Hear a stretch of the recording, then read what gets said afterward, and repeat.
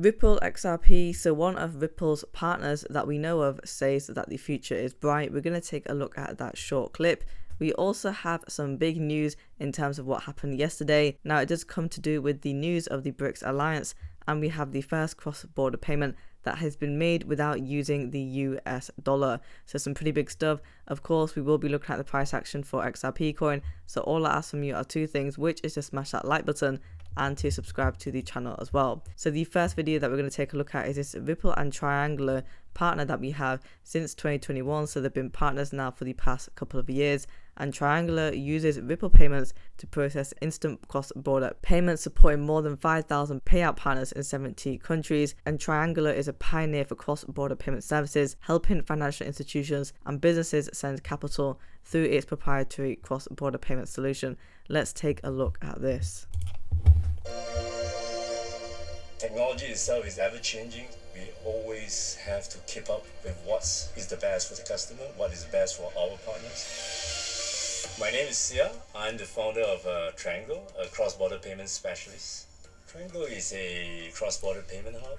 We enable fintech companies, banks, or financial institutions to process cross-border payments seamlessly across the world.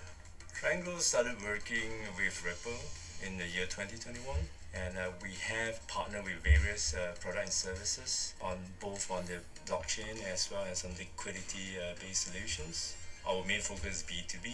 These customers are mainly financial institutions, and we also increasingly serve some of the corporate customers who have global needs for their pay and payout. These customers are diverse geographically.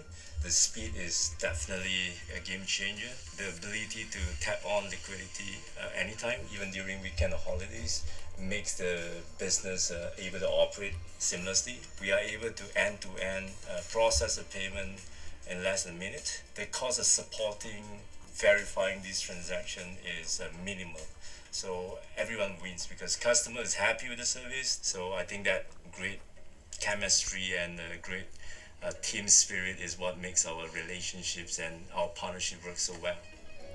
By working with Ripple for the past nearly 3 years, clearly our partners love the solutions, and we are able to onboard quite a number of new customers. Triango's team and Ripple team always looking out for new ways, innovative way to help to solve customers' issues, and as well as introducing new features that will help all parties.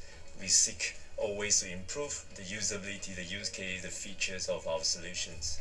The future is bright, obviously, for Triango and Ripple. We have a very long-term vision about how this could work, and the team has clearly demonstrated its commitment because for the last 3 years we have shown our solution works well, proven to be well accepted by our partners. We will definitely continue to hit to that path. And he's mentioned over here about what would be the best for the customer. That is what they are looking for. And we know the best thing for the customer is going to be your cheap transaction fees. Nobody wants to actually get those transaction fees that are going to be in dollar amounts. And we also have the fast speed and the finality time. So we have the transaction settling very quick. And he does mention on-demand liquidity. So these 24/7 operations, especially for corporations as well, so that holidays don't get in the way. Big news coming in from yesterday. We have the first cross-border payment made using the UAE's digital dirham. So this was a big amount. I mean, I think you guys are going to like this. First cross-border payment. We are seeing payments happening now without the US dollar. More countries are not using the dollar for trade and transactions, and that is what they're going to be moving on into the future, especially with the BRICS alliance. So we have the first ever digital transaction made directly to China through the M-Bridge platform. And you have both the UAE and also China, big countries at play here. They have a lot of power. So the amount totaled to 50 million dirhams. Now I did the conversion to dollars, and that came out to $13.6 million that was transferred, and it was successfully done as well. Again, it was transferred through the M-Bridge platform. So this is some pretty big stuff. And it says over here, it's the central bank's role in fostering financial and monetary stability optimizing efficiency and flexibility in the financial system and propelling economic growth to advance development efforts in the country. I mean, as we know, some of these countries, for example, like Russia and China, have been sanctioned by the US, and so they're not going to be using the dollar for trade, but they're going to be using different currencies, and this just goes to show their commitment in terms of being able to move forward with that. And we also have over here aligning with the highest international standards, and so this just goes to show that we are marking that change. From the Digital Pound Foundation, we had this new tweet coming out saying a digital pound could take many forms, such as a CBDC, a stable coin, or otherwise. We aim to support all new forms of digital money. With the collective knowledge of our members, we are working towards a positive and inclusive future for digital finance in the UK. And oh look, who's there? Well, Ripple is one of the partners. We also have Quant2 and Avalanche. Now, it is important to note that Ripple have been working with a few governments behind the scenes in terms of coming up with that CBDC platform. And who knows, Ripple could potentially be a stable coin in the next couple of years if we get that regulation as well on stable coins within the US. From EDA, we have over here to do with the BRICS, that in August, BRICS also welcomed 6 new members: Argentina, Egypt, Ethiopia, Iran, Saudi Arabia, and UAE. So we are only growing because initially the countries comprised of Brazil, Russia, India, China, and South Africa only. And so now we've got another 6 countries coming in. I mean, with Saudi Arabia, a very strong player, as well as the UAE, because we know that they trade oil. And so, of course, if they go away from actually accepting the dollar in terms of that trade, then this could be pretty massive. And he mentions over here that with Saudis on board, BRICS are controlling over 8% of the world's oil production. And India has recently processed its first payment to UAE in rupees instead of the dollar for the first time in history, which is absolutely massive. So we have India conducting that transaction, and we also had that Durham as well being conducted as a transaction. And so this is it, the BRICS nation abandoning US dollar as reserve currency in 2024. In addition to that, on the next slide, we also have over here a study that talks about the de-risking and de-dollarizing intra-BRICS trade via smart contracts. So definitely something can come out of this in terms of Ripple's technology when it comes to those cross-border payments. From Cyprus, we have that Ripple was on stage with 2 of the largest financial players in the world, Visa and BIS, talking about the next phase for cross-border payments, probably a fat nothing burger, and wake up.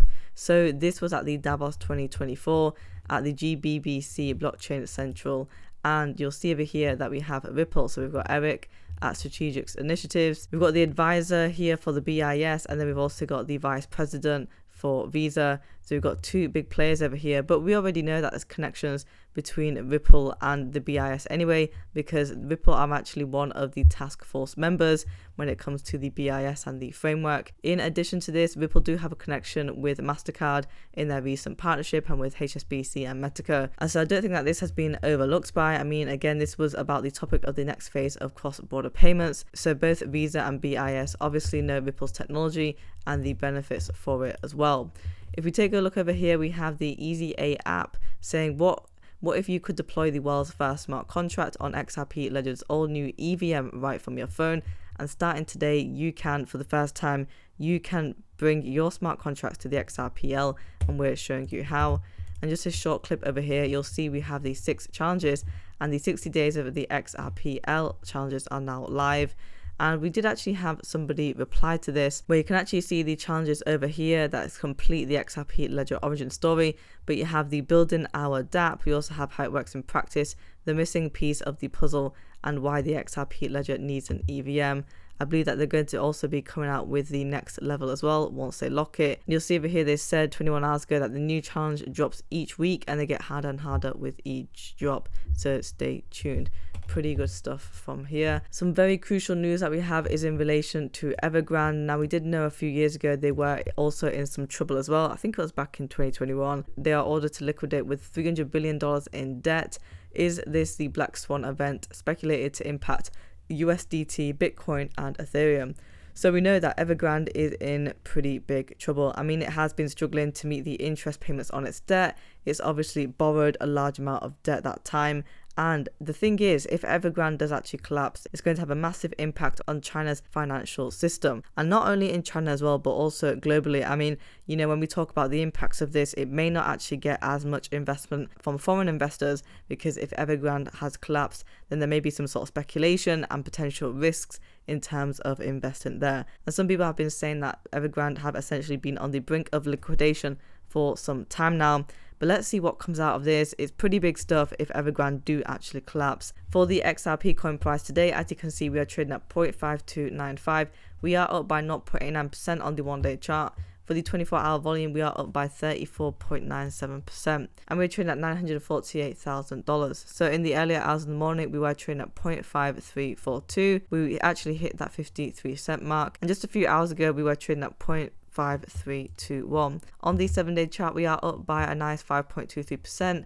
Now, before on the 7-day chart, we were actually down, we were in the red, but you'll see over here we had this climb. So on the 25th of January, we were trading at 0.5059. We've climbed up by 3 cents, but to here we went to 0.5315. So it's just below now that 53-cent mark, which is where I wanted XRP coin to hit.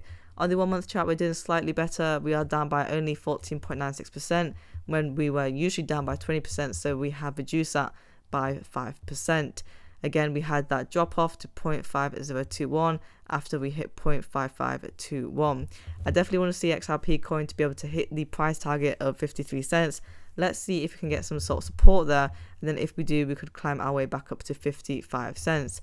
Guys, if you want daily Ripple XRP coin news, subscribe to the channel and like the video as well.